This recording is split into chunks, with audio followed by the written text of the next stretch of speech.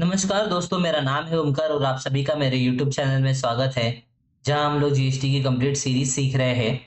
आज की वीडियो में हम जीएसटी का सेटअप या फिर जीएसटी का एडजस्टमेंट कैसे किया जाता है टैली में, ये सीखने वाले हैं। तो चलिए आज का वीडियो स्टार्ट करते हैं। सो आप एक्सेल में देख सकते हो कि जीएसटी का सेटअप करने के लिए, एडजस्टमेंट करने के लिए हमें एग्जाम्पल दिया है। शाइन मोबाइल शॉप हमारे कंपनी का नाम है, जो कि महाराष्ट्र से बिलोंग करता है। और हमारे पास एक सप्लायर का जीएसटी दिया है। सप्लायर से हमें परचेज करना है कुछ स्टॉक आइटम है, सैमसंग गैलेक्सी एंड एप्पल का आईफोन, जो कि हमें यहाँ पे अमाउंट दिया गया है। उसके बाद अगर आप इसमें जीएसटी कैलकुलेट करोगे तो यहाँ पे 5% जीएसटी का बोला है कि 5% जीएसटी आपको यहाँ पे एप्लीकेबल है। तो 10,000 का आपको यहाँ पे इनपुट टैक्स क्रेडिट मिल जाता है, यानी कि आईटीसी। और आईटीसी यानी कि जो हम लोग परचेस करते टाइम सामने वाले पार्टी को पैसा देते हैं, उसे हम लोग आईटीसी कहते हैं। तो यहाँ पे आपका ये आईटीसी हो गया 20,000 का। उसके बाद आपको सेल्स करना रहता है। सेल्स में भी आप देखोगे कि वही दो स्टॉक आइटम है जो सेम है, ऊपर जो दिए गए आपको। ये स्टॉक आइटम को आपको आपका प्रॉफिट ऐड करके बेचना है। जैसे कि आप यहाँ पे देखोगे सैमसंग गैलेक्सी आपने 15,000 में खरीदा था, लेकिन आप उतने में थोड़ी ना बेचोगे, आप उसमें अपना प्रॉफिट ऐड करके 20,000 में बेचोगे, जिसके ऊपर सेम 5% का जीएसटी एप्लीकेबल है।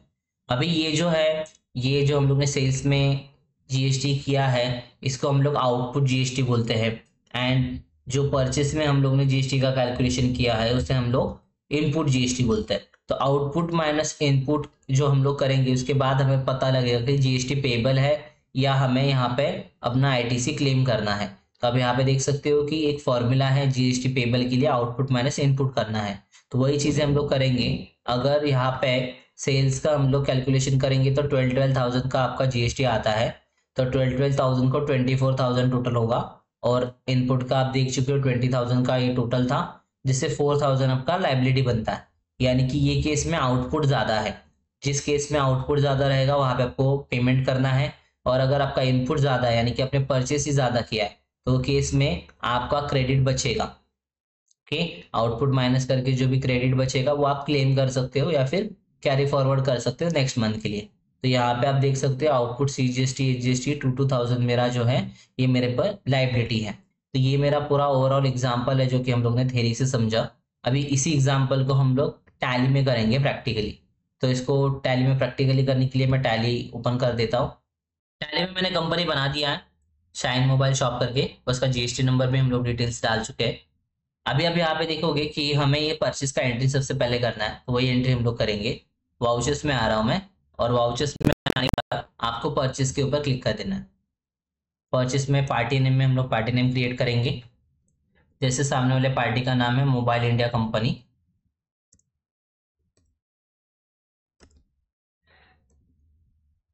और इसका अंडर ग्रुप लेंगे सेंट्रल क्रेडिटर्स। इसका भी जीएसटी नंबर हमें दिया गया है, तो जीएसटी नंबर यहाँ से हम लोग कॉपी करेंगे, उसको सेव करेंगे। उसके बाद परचेस का लेजर बनाएंगे, अंडर ग्रुप परचेस, और स्टॉक आइटम बनाएंगे।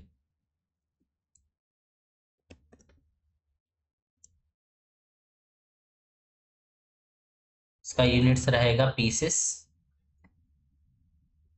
और स्पेसिफाई डिटेल्स में यहाँ पे मैं 5% डाल रहा हूँ। क्वांटिटी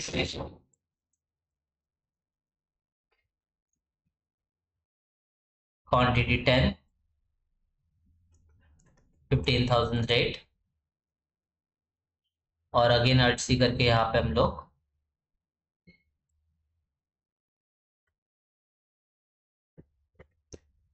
वाला स्टॉक आइटम बना लेते हैं।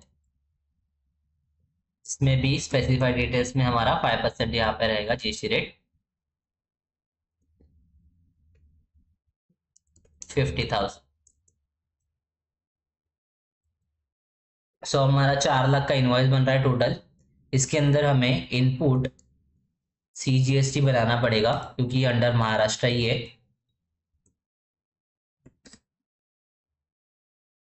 ड्यूटीज एंड टैक्सेस में जीएसटी में आएगा ये द सीजीएसटी, जो कि ऑटोमेटिकली कैलकुलेट 10,000 होगा। एंड आफ्टर इनपुट एसजीएसटी बनाएंगे, ड्यूटीज एंड टैक्सेस में एसजीएसटी। सो ये हमारा पहला वाला एंट्री हो गया। जैसे कि हमारा ये पहला परचेस है, तो इसको मैं सेव कर रहा हूँ। सो परचेस तो हो गया। परचेस होने के बाद हमें सेल्स करना है।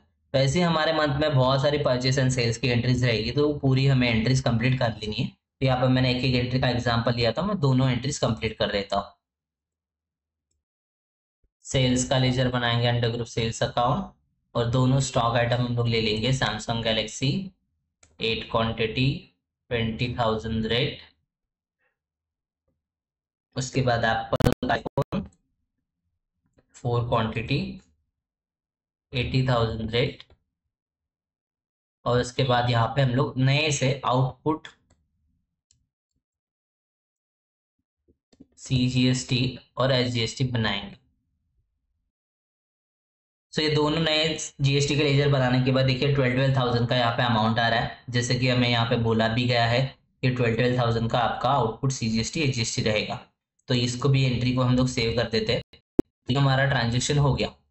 अभी ये ट्रांजेक्शन देखिए, आप जैसी बैलेंस शीट में आओगे, यहाँ पे अल्ट F1 करोगे तो 4,000 का आपको ऐसे लायबिलिटी बता रहा है, जो कि एक्सेल में भी आपको सेम ही बता रहा है 4,000 का लायबिलिटी है। लेकिन अगर आप इंटर करोगे तो ये सब चीजें जो है आपको आउटपुट माइनस इनपुट करके बता रहा है, जो कि जिसका एंट्री हम लोग ने किया नहीं है। यानी कि ये जो एडजस्टमेंट है, ये एडजस्टमेंट का एंट्री हमें करना पड़ेगा, तभी हमें 4,000 जो है ना ये पेमेंट के लिए आएगा। तो ऐसा करने के लिए आपको फिर से वाउचर्स में आना है। वाउचर्स में आने के बाद आपको F7 पे क्लिक कर देना है, और ये आउटपुट माइनस इनपुट का एंट्री करने के लिए आपको स्टैट एडजस्टमेंट में क्लिक करना पड़ेगा। स्टैट एडजस्टमेंट में आपको GST में क्लिक करना है, और यहाँ पे आपको इंक्रीज इन टैक्स लायबिलिटी के ऊपर क्लिक कर देना है, क्योंकि हमारा नेचर ऑफ पेमेंट वही है, हमें टैक्स लायबिलिटी बढ़ाना है अपना। और उसके बाद आपको यहाँ पे अदर सिलेक्ट कर लेना है, क्योंकि इसमें से हमारा कोई एडजस्टमेंट नहीं है। और आउटपुट CGST पहले लेना है। आउटपुट CGST लेने के बाद पूरा अमाउंट जो है 12,000 ये हम लोग नहीं डालेंगे, क्योंकि जो हमारा इनपुट CGST वाला अमाउंट है वो है 10,000।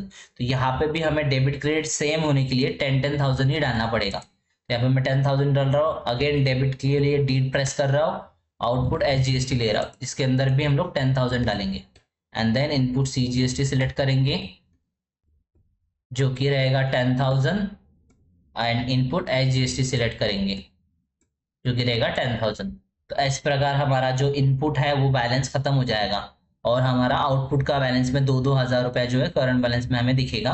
ये था आपका आउटपुट माइनस इनपुट का एंट्री। तो सेव कर देता हूँ। सो ये होने के बाद नेक्स्ट स्टेप जो बचता है, आपको इसका पेमेंट करना है। ये जो आपका 2,000 का लाइबिलिटी बन रहा है, इसका पेमेंट करना है। तो उससे पहले आप बैलेंस शीट लो। बैलेंस शीट में अगर आप आओगे, अगेन अल्ट F1 करोगे तो आपको 4,000 यहाँ पे ओनली दिखेगा, जो कि पेमेंट में बाकी है। तो वाउचर्स में आने के बाद आपको F5 में आना है। F5 में आने के बाद आउटपुट CGST ले लेना है, जिसमें 2,000 रहेगा।